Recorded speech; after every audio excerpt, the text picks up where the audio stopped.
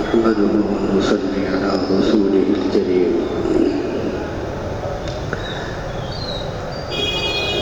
معزز سامعین کرام و خواتین و مستورات،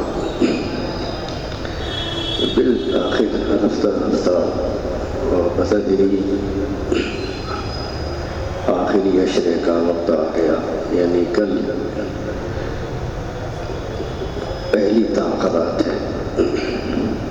لہذا اسی سے متعلق اگرچہ آپ سب حضرات کو اور خواتین و مستورات کو اس کے بارے میں یقیناً معلوم ہوگا، اس کی اہمیت پہلے بھی سنی ہوگی، لیکن محض اس خیال سے کہ اس سبق کو پھر تازہ کر لیا جائے اور اس کی اہمیت کا اندازہ آپ کو ہو جائے. جناب رسول اللہ صلی اللہ علیہ وسلم کی کے عمل سے اور آپ کے بیان سے اللہ تعالیٰ ہم سب کو ان تاخراتوں کے اہمیت کا، اس کو تلاش کرنے کا اور اس میں طاعت کرنے کا اور دعا مانگنے کا کرنے کا ہم سب کو جذبہ بھی بیدار کر دیں اور عمل کی توفیق بھی ہو. یوں تو رمضان المبارک کا پورا مہینہ مقدس ہے، مبارک ہے. اس کی ایک ایک گھڑی، اس کا ایک ایک لمحہ قابل قدر ہے، لیکن خاص طور پر یہ آخری عشرہ رسول اکرم صلی اللہ علیہ وسلم کے ارشادات کے مطابق اللہ تعالیٰ کی عبادت کے لیے خاص کیفیات رکھتا ہے. حدیث میں آتا ہے کہ جب یہ آخری عشرہ داخل ہوتا تو رسول اکرم صلی اللہ علیہ وسلم کی یہ حالت ہوتی. بخاری کے الفاظ ہیں: شد مئزرہ وأحیا لیلہ وأیقظ اہلہ. آپ صلی اللہ علیہ وسلم اپنی کمر کس لیتے، یعنی رات بھر عبادت میں محنت کرنے کے لیے تیار ہوتے اور رات جاگ کر گزارتے. اور سب سے اہم بات یہ ہے کہ وَأَيْقَظَ أَهْلَهُ، اپنے گھر والوں کو بھی جگاتے رسول اکرم صلی اللہ علیہ وسلم. عام دنوں میں بھی رسول اللہ صلی اللہ علیہ وسلم تہجد کی نماز پڑھا کرتے تھے اور کبھی ایک تہائی رات گزار دیتے تھے، لیکن رمضان المبارک کے آخری عشرے میں حضرت عائشہ رضی اللہ تعالی عنہ کا بیان ہے کہ ان راتوں میں عبادت کے لیے آپ صلی اللہ علیہ وسلم اپنی کمر کس لیتے تھے، جس کی حدیث میں جو جملہ ہے شد مئزرہ. آپ غور فرمائیے کہ عام دنوں میں حضور اکرم صلی اللہ علیہ وسلم کا یہ معمول تھا کہ جب آپ تہجد کے لیے بیدار ہوتے تو اس طرح بیدار ہوتے. کتنی خوبصورت تعبیر کی ہے روایت میں. نسائی کی روایت ہے کہ ان تعال رویدا واخذ رداءه رویدا ثم فتح الباب رویدا. آہستگی سے جوتے پہنتے، آہستگی سے چادر اٹھاتے، آہستگی سے دروازے کھولتے تاکہ کہیں ایسا نہ ہو کہ میرے اٹھنے کی وجہ سے اور دروازہ کھولنے کی آواز سے حضرت عائشہ صدیقہ کی آنکھ کھل جائے. اتنا اہتمام تھا عام دنوں میں، کیونکہ تہجد پڑھنے کے آداب میں یہ بات داخل ہے کہ اگر کوئی شخص خود اٹھ گیا ہے اور اللہ تعالیٰ نے اپنے فضل سے اس کو اٹھنے اور تہجد پڑھنے کی توفیق دے دی ہے تو اس کے لیے مناسب نہیں ہے وہ جب اٹھے تو پورے گھر والے کو جگائے یا پورے محلے والوں کو بھی جگائے.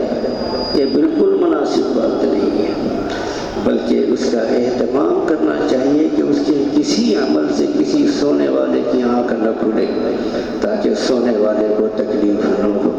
کیونکہ تہجد پڑھنا فرض واجب نہیں ہے، لہذا اپنے تہجد کی وجہ سے کسی دوسرے کو تکلیف پہنچانا، اس کی نیند میں خلل ڈالنا، یہ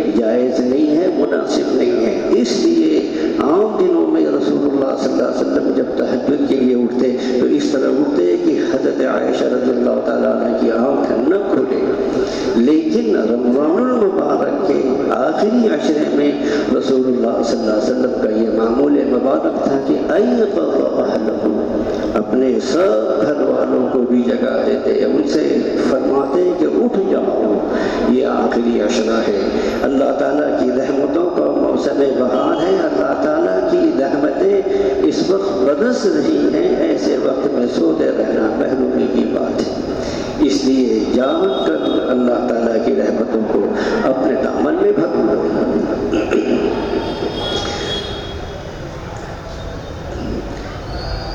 بعض لوگ اس رات کے لمحات فضول گوا دیتے ہیں، بعض حضرات اس کی کوشش کرتے ہیں کہ یہ رات نیک کاموں میں گزرے، لیکن حقیقت میں نیکی کا فائدہ حاصل نہیں ہوتا۔ یہ رات تو اللہ تعالیٰ نے اس لیے بنائی ہے کہ بندہ خلوت اور تنہائی میں اللہ تعالیٰ کی بارگاہ میں حاضر ہو کر اپنے رب کے سامنے اپنا ٹکڑا کرے، عرض و معروض کرے، عبادت کرے، نماز پڑھے، تلاوت کرے، ذکر کرے، تسبیحات پڑھے، دعائیں کرے۔ اس رات میں سب سے اچھی عبادت یہ ہے کہ آدمی لمبی لمبی صورتوں کے ساتھ نوافل پڑھے۔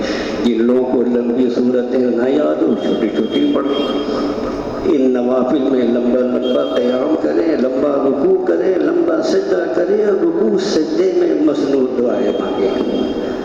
دوسرے نمبر پر تلاوت قرآن کرے، تیسرے نمبر پر ذکر اور تسبیح بھی پڑھے، مثلا سبحان اللہ و بحمدہ سبحان اللہ العظیم۔ تیسرا کلمہ پڑھے، درود شریف پڑھے، استغفار کی تسبیح کرے، چلتے پھرتے اٹھتے بیٹھتے یہ تسبیحات زبان پر جاری رہے۔ اگر کسی کام میں مشغول ہو تو اس وقت بھی زبان سے اللہ کا ذکر جو ہے، اللہ کا ذکر کرتے رہنا چاہیے، یہ زبان اللہ کے ذکر سے تر رہے۔ اس رات میں دعائیں کریں، کیونکہ ان راتوں میں یہ سن لیجیے، جان لیجیے کہ خاص طور پر اللہ تعالیٰ کو دعائیں بہت پسند ہیں، اس لیے اپنی تمام حاجتیں اللہ سے مانگیے۔ اگر دنیا کی حاجت بھی مانگی تو اس پر بھی ثواب ہوگا۔ مثلا آپ یہ دعا کر رہے ہیں کہ یا اللہ میرا قرض ادا کر دیجیے، میرے قرض کا نظم ہو جائے، یہ دنیا کی حاجت ہے، مگر اللہ تعالیٰ اس پر بھی ثواب عطا فرمائیں گے۔ مثلا آپ دعا کر رہے ہیں کہ اے اللہ مجھے رزق دے دیجیے اور حلال روزگار دیجیے، یہ دنیا کی حاجت ہے، مگر اللہ تعالیٰ اس پر بھی ثواب عطا فرمائیں گے۔ بہرحال یہ رات ان کاموں کے لیے، یہ رات جلسہ اور تقریروں کے لیے نہیں ہے، یہ رات تو اس کام کی ہے کہ ایک آدمی روش تنہائی میں بیٹھا ہو، وہ ہو اور اس کا اللہ ہو، اور اللہ جل شانہ کے ساتھ تعلق قائم کیے ہوئے ہو، اللہ سے دعائیں عرض و معروض کر رہا ہو۔ یہ ہے اس رات کا صحیح مسئلہ۔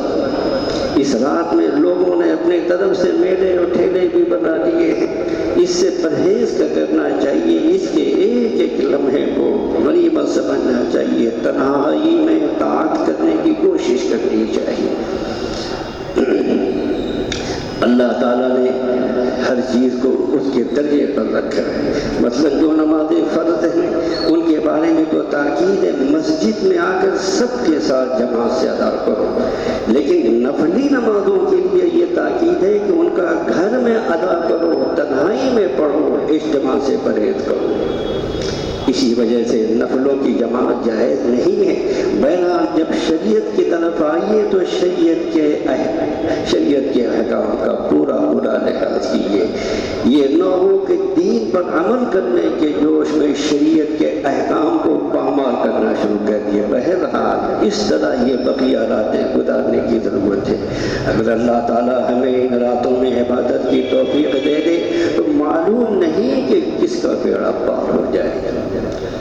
آپ ذرا سوچئے، فرمایا گیا اِنَّا أَنزَلْنَاهُ فِي لَيْلَةِ الْقَدْرِ لَيْلَةُ الْقَدْرِ خَيْرٌ مِّنْ أَلْفِ شَهْرٍ تَنَزَّلُ الْمَلَائِكَةُ وَالرُّوحُ فِيهَا بِإِذْنِ رَبِّهِمْ۔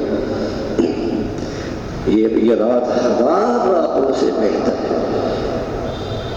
لہذا ان راتوں میں اپنے دنیا کے مقاصد، دین کے مقاصد، معیشت کے مقاصد، ملک کو ملت اور قوم کے مقاصد، یہ سب اللہ تعالیٰ کی بارگاہ میں پیش کیے اور دعا کی کہ اللہ اپنے فضل و کرم سے ہمارے حالات کی اصلاح فرما دیے۔ اگر اس طرح ہم نے یہ راتیں گزارنی تو انشاءاللہ یہ رمضان بھی مبارک، یہ راتیں بھی مبارک، اس کی دعائیں بھی مبارک۔ اللہ تعالیٰ اس رمضان کا ایک ایک لمحہ، اس عشرے کی ایک ایک گھڑی صحیح مقصد میں گزارنے کی توفیق عطا فرمائے۔ وآخر دعوانا ان الحمد للہ رب العالمین۔